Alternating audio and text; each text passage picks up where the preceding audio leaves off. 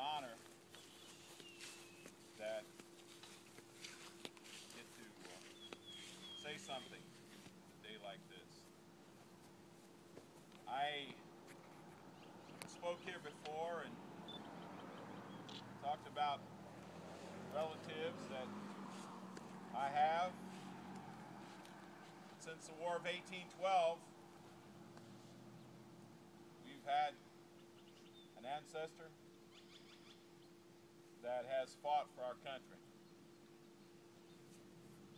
In a short while, I'll be driving to a cemetery in Winchester, Indiana. On the way to my dad's grave, I'll drive within a few inches of my Uncle Claude, who died in World War I.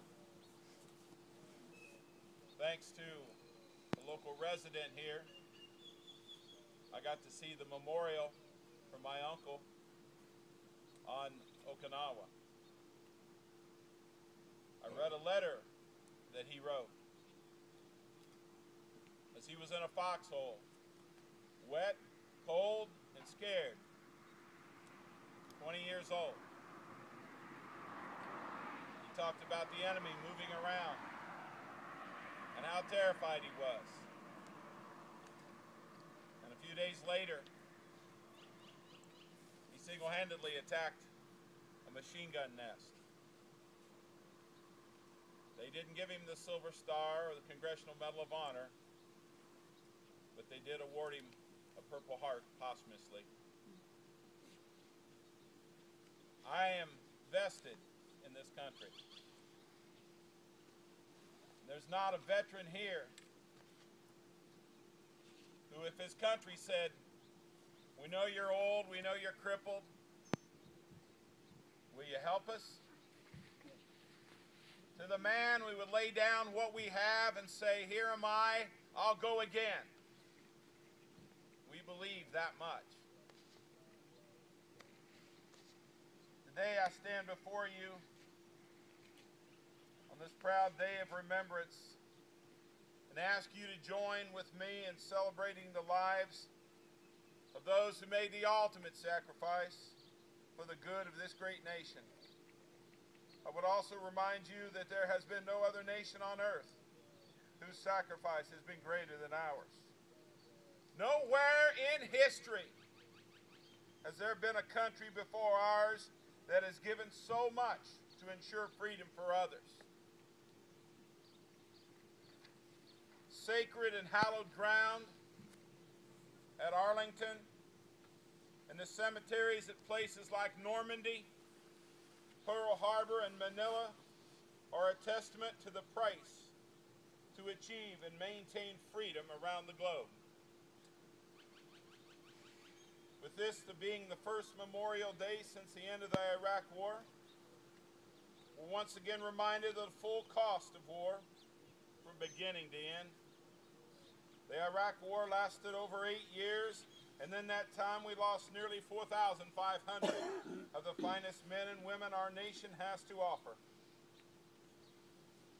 Someone said, "Well, they deserve it. They volunteered." I might have cause to differ with him. They didn't deserve it. But they said, "Here am I. My country calls." Our country has suffered far more casualties than any other nation fighting with us. And the same grim facts also hold true when we speak of our efforts in Afghanistan. And on the news the other day, it was reported that the 3,000th soldier, a sailor, died in that conflict. But the lives of our fallen warriors, fathers, mothers, brothers, and sisters, our comrades, were not lives lost in vain, for each life lost has contributed to the evolution of America as we know it. A free nation, a strong nation, and the greatest nation on earth.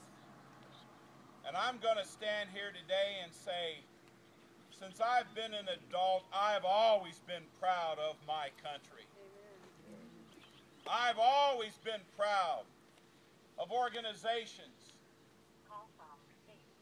that say, I'll do it. Of a policeman who'll stand in front of the enemy. Of a fireman who'll run into a burning building. You know, the VFW doesn't get much accolades in America, especially from certain politicians. I guess if we kept our mouths shut, behaved like little milquetoasts, but we got something, we got a problem. We were trained by the finest people in the earth to stand and to fight, to not back down.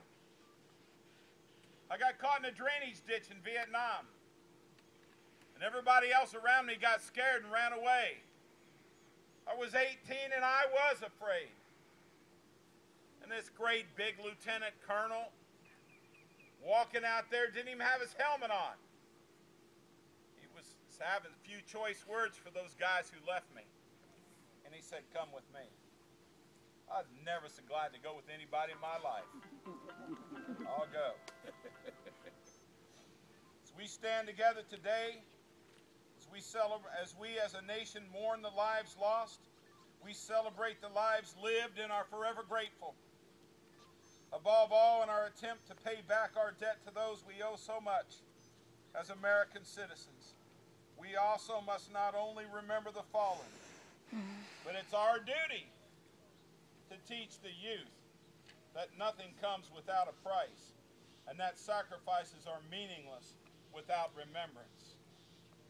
And as the junior high history teacher in this town, I do my best to do that. I don't tell a revised history. I tell the truth. So, your kids come home with weird ideas. They're straight out of the Constitution, the Bill of Rights, and the United States history as it was written and it happened. We have to understand nothing comes without a sacrifice, without a price. And without those things, this is pretty meaningless. I ask you today not to accept feelings of grief or affliction without encompassing a feeling of honor, patriotism, and pride. It is said that where one story ends, another begins. Though their lives were cut short, our absent comrades have ensured that the Declaration of Independence and the United States Constitution is applied equally and holds true for everyone. Some who may not have otherwise been entitled to life, liberty, and the pursuit of happiness. The courage possessed by the men and women who are honored today is something that can't be taught. Their willingness to put country first is what truly makes America the home of the brave. Our servicemen and women leave the life that they've grown accustomed to as civilians and willingly trust themselves into unfamiliar and dangerous territories, determined to succeed in their endeavors, no matter how different these soldiers, sailors, Marines, airmen, and Coast Guardsmen are from one another. The one thing remains the same. This is a land of the freedom and of liberty. History and experience have provided the undisputable truth. It is the home of the brave. America will always be home, and a home worth dying for. As you go about your celebrations today with your family and friends, I ask that you also give thought to the families and friends who've lost their loved ones in the line of duty. We must encourage and be a part of the preservation of their spirit, dreams, and sacrifices. Though we cannot fully comprehend the great sorrow that these families and friends carry, we can and must carry the memory always. To my fellow comrades today, as we stand united as a nation under Old Glory, the silent sentinel of freedom that you have defended, we will forever see the faces of our fallen comrades embedded in our symbol of red, white, and blue. We dedicate this day to them and vow to devote this day wholeheartedly to the preservation of their memory. Don't forget those you went with who didn't come back. Don't forget who you are. Don't forget what this country once stood for and what we need to stand for right now. God bless all of our departed heroes, their families. And I hope you can say with me a resounding, God bless America. God bless America. God.